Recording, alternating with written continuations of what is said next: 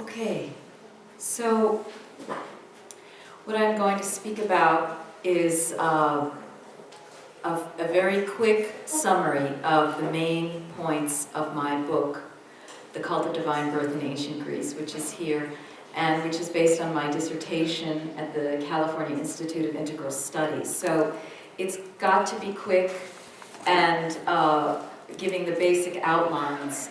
So the supporting evidence is very much in the book itself, if you want to find many details on which I have based this thesis and some of the broad outlines. But what I want to start with is by mentioning that what I've done is I've scoured Greek texts, histories, myths, legends, genealogies, and I've come to the conclusion that a belief in miraculous birth was at the foundation of Greek religion and Western civilization.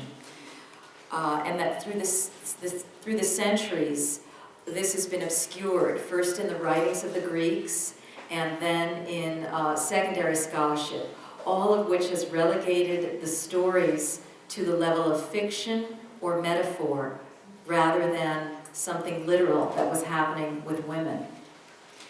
The thesis of this work is that there were specialized groups of virgin priestesshoods in Greek antiquity, which is the focus of this work, but this really goes beyond Greece. It's a phenomenon all over the world, but that there were specialized virgin priestesshoods in ancient Greece that were dedicated to attempting miraculous birth as the highest form of spiritual practice possible, and it was a path only open to women. The purpose was to give birth to a high-level human being, somebody it was thought could not come through the normal sexual channels. In Greece, this manifested as a hero or heroine, a demigod, or a full-fledged deity. And there was a belief that all of these figures could manifest in human form.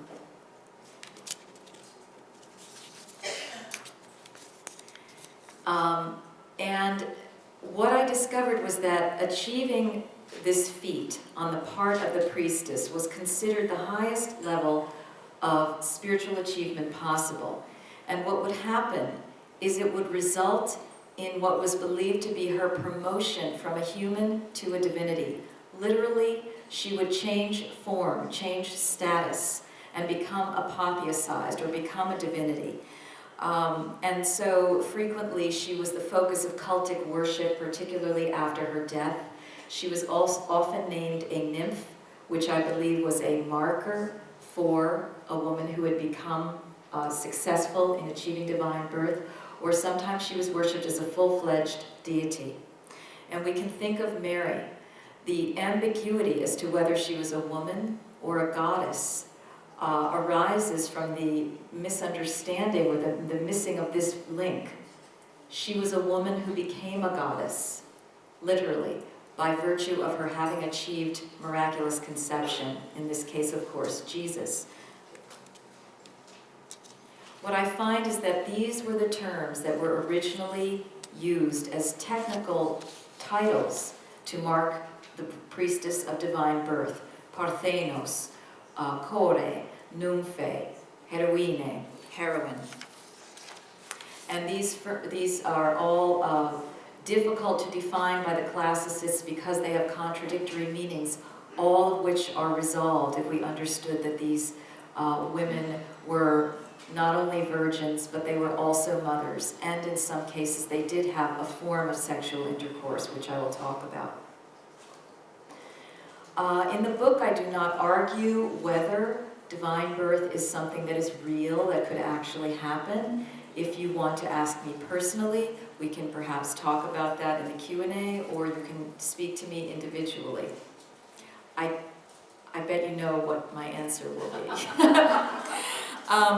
But it's just important to note, whether we believe it or not, that it was something that the Greeks believed, because it has been obscured as a religious practice by virtue of all of these stories having been reverted to myth. That means fiction. Methodologically, one thing I did, because the question might be, well, why have we never seen evidence for divine birth or a cult of divine birth in ancient Greece before? I think it's because we've been looking partly in the wrong places. I looked a lot to mythology, and I used a euhemeristic approach, meaning that I approach myth as history.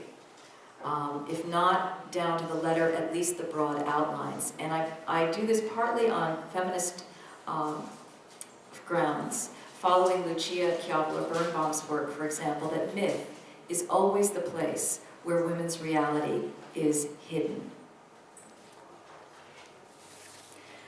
What I find is that there were several stages, several types of virgin priestesshoods, divine birth priestesshoods, that corresponded with the beliefs of the time.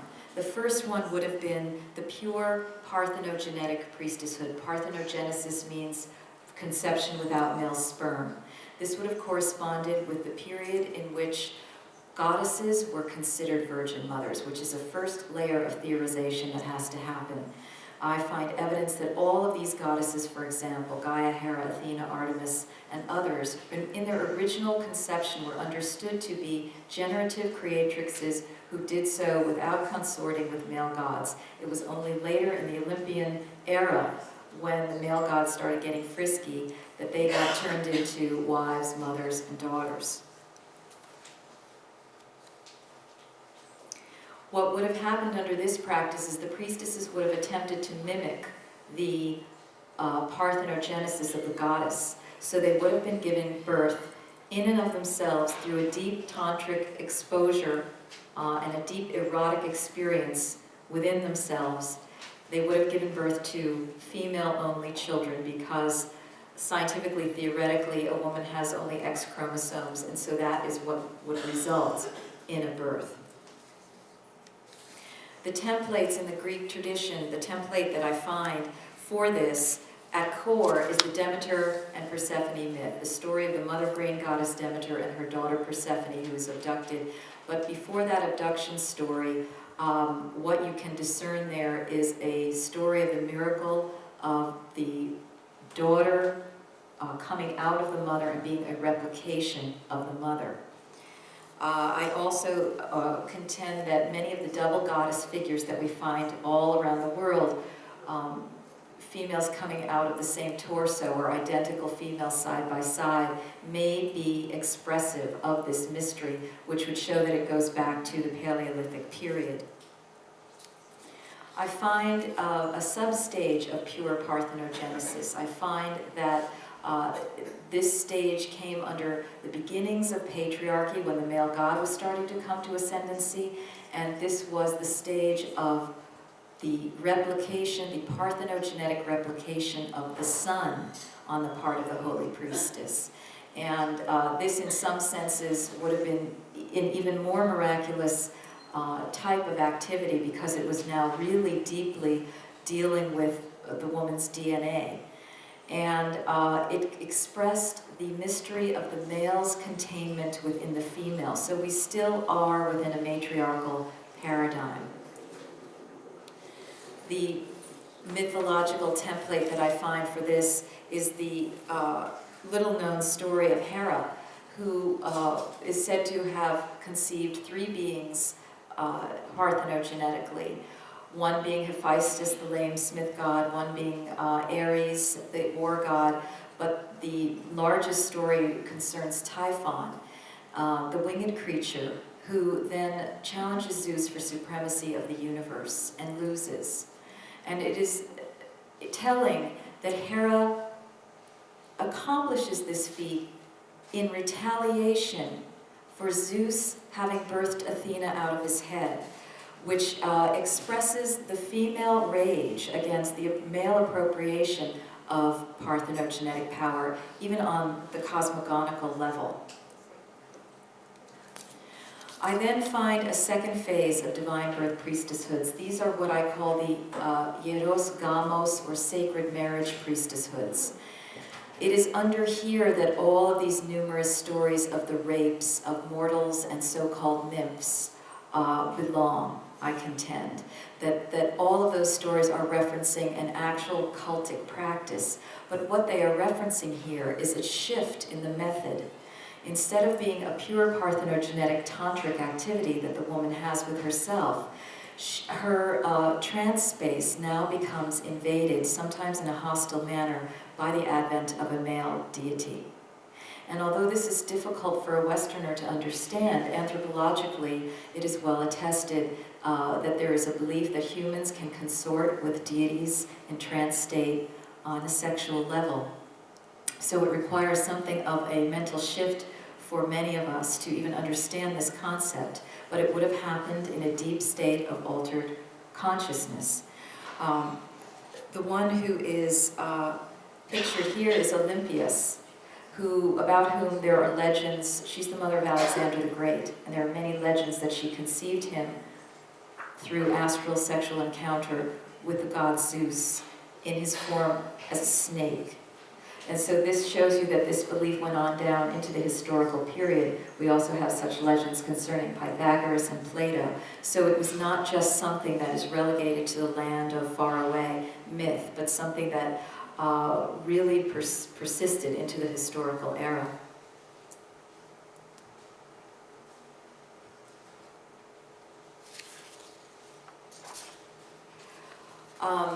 What I wish to note here is that this is the way that patriarchy would have come onto the planet.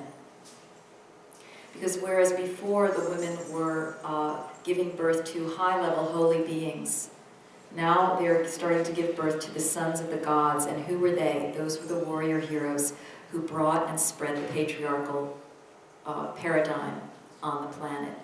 So I believe that's what happened. These priestesses got conscripted by the male political and religious establishment precisely for this purpose. And many of the stories of the goddesses' rage toward their priestesses for giving up their virginity, I think, are expressive of the conflict that was going on within the priestesshoods at this time, as women were starting to make compromises because they could still retain status by being these parthenoi, these holy priestesses, even if they were compromising the type of being that they were bringing. The templates here again are all of the rapes, some of which you see here, Daphne, Europa, Syrinx. And I believe some of these stories where the women would turn into other things, like the laurel tree, the reeds, reference actual suicides that the women, of their own volition, underwent because they would rather die than conceive and give birth to a male hero. I find a third phase of divine birth priestesshood. This was the latest phase, a degenerated form of the practice in which a human male was involved as a receptacle for the soul of the god. Human sperm would be involved, but it would be understood that the child was actually the god's child. And this is how the entire pharaonic civilization was said to have been brought about and maintained. In the Greek tradition, I believe that stories indicative of hieros gamos by surrogate, sacred marriage by surrogate, are ones such as the priestess Alcmene, who became pregnant with the hero Heracles when the god Zeus visited her, quote, in the likeness of her husband, Amphitryon. So that is telling you that they were undergoing a sacred ritual in which her husband was invoking the god Zeus, and the child was actually Zeus's child. And Heracles was one of the major heroes to go about dismantling the matriarchy and also dismantling the virgin birth priestesshood. 7 of his 12 labors could be read in that way. We see here Plutarch, the ancient Delphic priest in the Greek tradition, who recognizes that the Egyptians did indeed believe that human women could have sex with gods to engender a new lineage. So this belief was alive and well, and there are other types of texts in the ancient world that I refer to in my book that I won't go into here.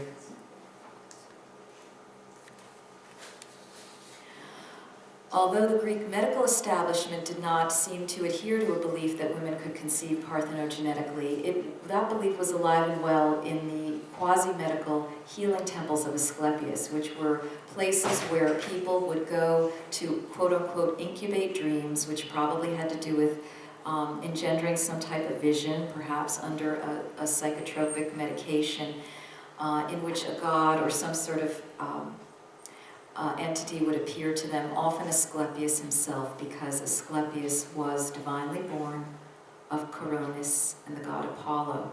And after his ritual sacrificial murder, because the children would achieve divinity if they agreed to undergo a ritual sacrificial murder, and here we can think of Christ.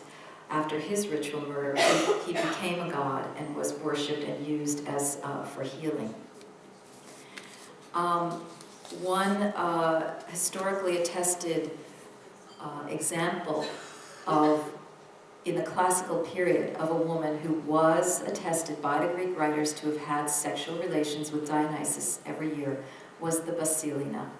It was a very secret ritual, but it was described as being a sacred marriage with the god, involving some sort of sexual activity, in very secret mystical rites that it was not permitted for anyone to write about or talk about. And she had around her this retinue of Gerarai, these other holy priestesses who were also virgins.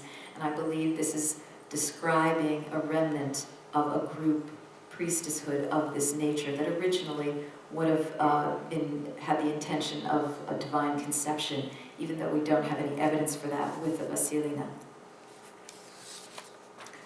The fact that these priestesshoods were also oracular is revealed in a small linguistic tidbit here. The fact that the verb anaireo, just like the English word to conceive, has a double meaning. It means to conceive in the mind and to conceive in the womb.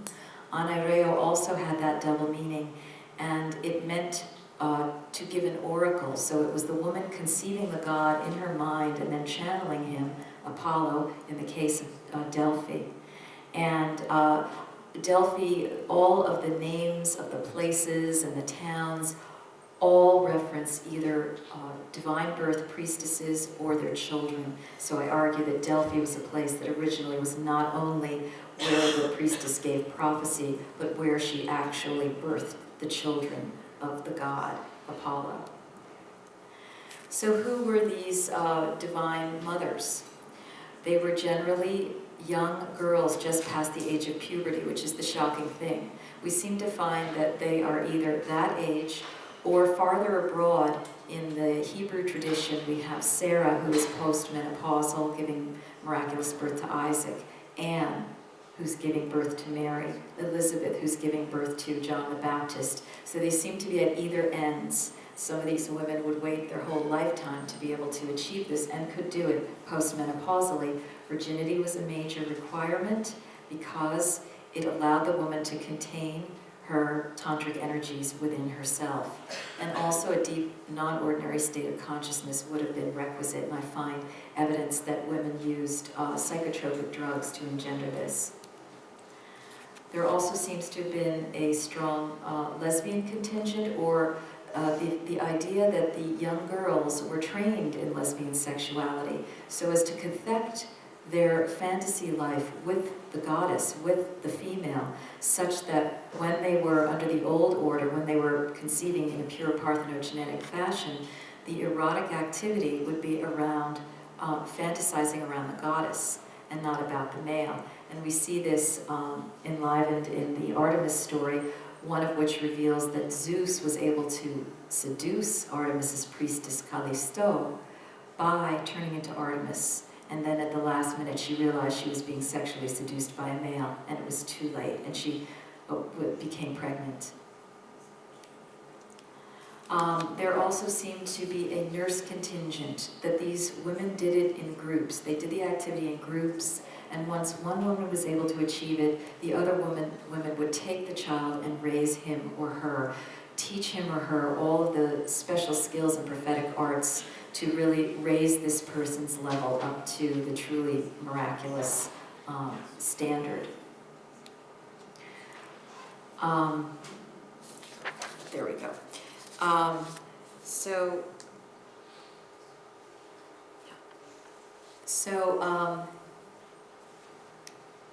Yes, and that they would run in families. You see mother-daughters, grandmother, granddaughters, and sister lineages. So this is just a little taste of what I believe was going on in ancient Greece, and the implications are tremendous because what it does is it posits Mary in a lineage of not sort of passive victim women to whom this happens, but rather deliberate agents in the creation and the bringing to earth of these high holy beings. And if this indeed was a practice, of course it raises the question, what is possible for women today? Thank you.